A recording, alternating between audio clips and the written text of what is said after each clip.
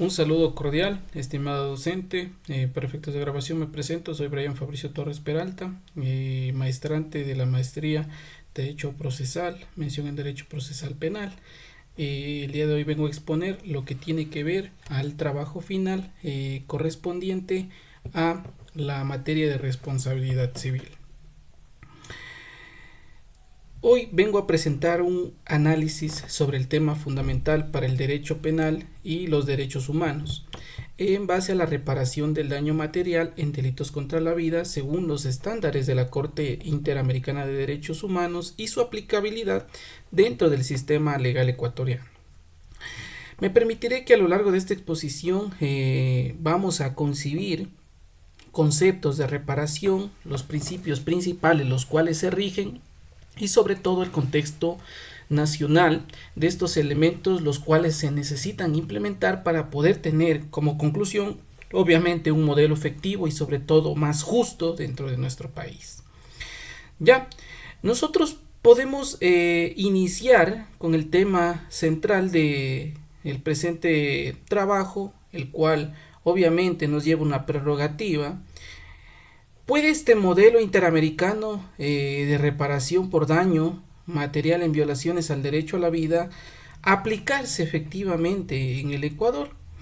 Y esta prerrogativa es muy importante porque si la analizamos nos da un enfoque donde la Corte Interamericana de Derechos no solo se va a limitar a sancionar al responsable, sino que va a buscar garantizar la verdad, justicia y reparación integral dentro del proceso que se lleve.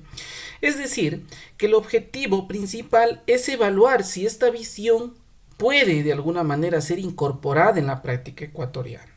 Obviamente, considerando tanto su marco constitucional como las condiciones institucionales dentro del Ecuador.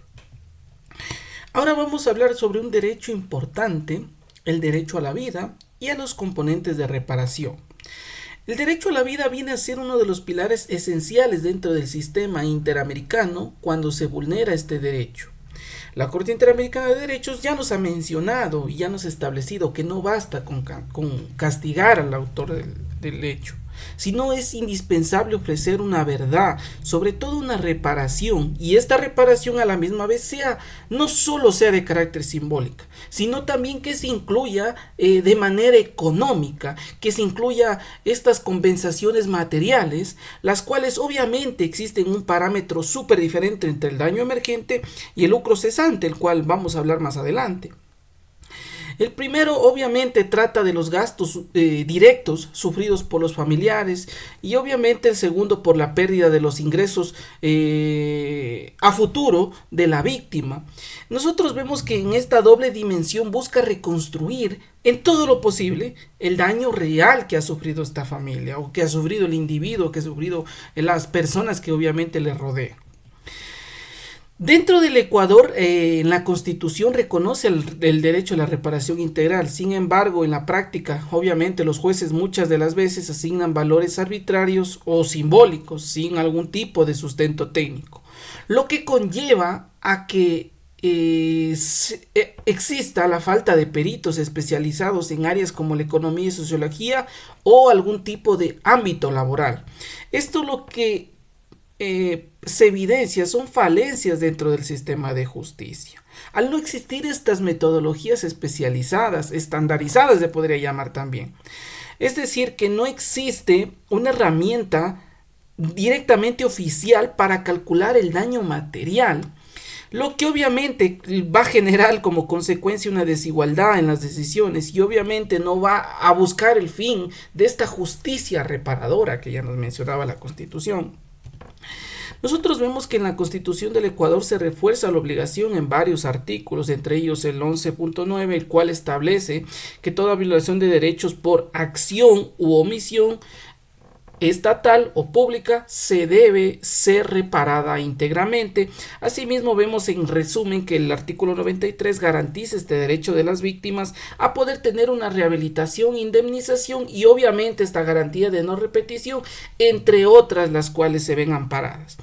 El artículo 417 que reconoce la vinculación de los tratados y convenios internacionales al ordenamiento jurídico. A la misma vez hacemos acotación al artículo 425 entre el COIP 76 a 78, los cuales permiten establecer una reparación integral dentro de la sentencia penal. ¿Quién busca esta o quién en el ámbito penal la realiza? Pues obviamente el Tribunal de Garantías Penales, el cual mediante la aplicación judicial, mediante una sentencia en su parte pertinente va a poder, en la parte resolutoria va a poder establecer este monto económico.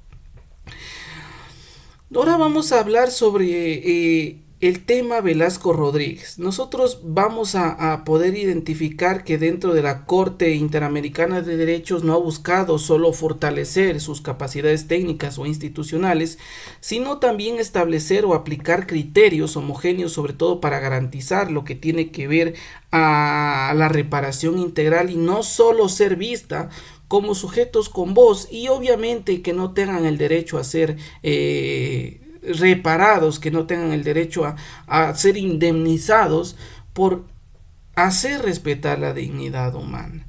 Dentro del caso Velázquez Rodríguez contra Honduras, nosotros vemos que la Corte, dentro del proceso que se ha llevado en contra de lo que tiene que ver el Estado, ha caído en la obligación de reparar la violación del derecho, el cual el país se encontraba suscrito al momento de la violación flagrante del derecho, dentro obviamente hablando de la Convención Americana de Derechos. Nosotros vemos que también dentro de la jurisprudencia encontramos otro caso importante de Mirna Mac en Guatemala, la cual nos habla de las masacres dentro de ese país, que muestran un enfoque un poco más profundo sobre este tema de la justicia reparadora. Nosotros vemos que dentro de esta sentencia, pues obviamente nos marca parámetros como por ejemplo la edad, el rol económico de la víctima y sobre todo el contexto de pobreza o el contexto de exclusión social que existe dentro del país. Nosotros vemos que dentro de este tema las reparaciones no solo se limitan al dinero, sino también a actos simbólicos, las cuales buscan obviamente una reforma estructural, unas disculpas públicas e iniciativas en memoria histórica a fin de conmemorar y poder establecer que estos hechos no sean de celebración, sino más un recordatorio para que los seres humanos actúen con conciencia y sobre todo pues con orientación y dignificación hacia las otras personas, y se puede establecer parámetros para que a futuro, obviamente existiendo los mismos casos, puedan existir los métodos adecuados para compensaciones en este sentido. Nosotros ya hablábamos anteriormente sobre lo que tiene que ver el daño emergente y el lucro cesante. La Corte Interamericana de Derechos calcula que el daño material se categoriza en dos claras. Primero, el daño emergente, que obviamente incluye los gastos que la familia asumió tras la violación de derecho. Estos pueden ser tratamientos psicológicos, funerales, asesorías legales, entre muchos otros. Mientras que el lucro cesante hablamos de que se estima cuál sería el ingreso de la víctima que hubiera generado si ésta siguiera viva. Para ello, obviamente, tomamos en cuenta, como el anterior caso que estábamos mencionando, la edad, la profesión, el salario, una expectativa de vida que normalmente tenemos, y sobre todo pues busca garantizar esta afectación económica que tuvo en base a métodos objetivos y sobre todo verificables. Nosotros tenemos una prerrogativa en la diapositiva número 9 que ya nos menciona que si es aplicable el modelo interamericano en Ecuador. A ver, para explicar esto desde el punto de vista jurídico, establecemos un modelo de reparación interamericano. Primero, es totalmente aplicable a nuestra Constitución, puesto que el artículo 425 dentro de los estados lo reconoce, que los convenios y tratados internacionales, los cuales el Ecuador se encuentra suscrito.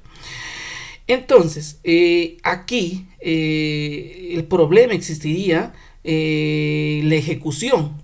¿Por qué? Porque falta capacitación judicial, faltan protocolos, falta coordinación entre los operadores de justicia. O sea, faltan muchos enfoques, los cuales todavía no están adecuados para obtener estas reparaciones. Ese es el reto. El reto es cambiar normas, es fortalecer las instituciones y sobre todo tener una reparación coherente y efectiva dentro de estos actos. Como conclusión, puedo aducir dentro del modelo ecuatoriano que es importante entender que el tema de la reparación integral no se agota en la entrega de una suma de dinero, que el ser humano no es una cantidad económica, sino tienen que reflexionar el ser humano en establecer el valor de la vida humana, poder establecer una dignidad a la víctima, asumir la responsabilidad por parte del Estado entre sus acciones u omisiones violatorias. Esto solo puede lograrse obviamente cuando exista un modelo de reparación que se convierte en una política pública verdaderamente seria, que sea técnica, participativa, incluir a todas las víctimas, aplicar unos criterios que sean objetivos. ¿Con qué fin? Con el fin de garantizar una reparación verdadera. Obviamente desde el acto simbólico, no que sea un acto material, el simple monetario. De esta manera, obviamente, lo que buscamos es tener una base suficiente para construir una justicia más completa y transformadora dentro del Ecuador.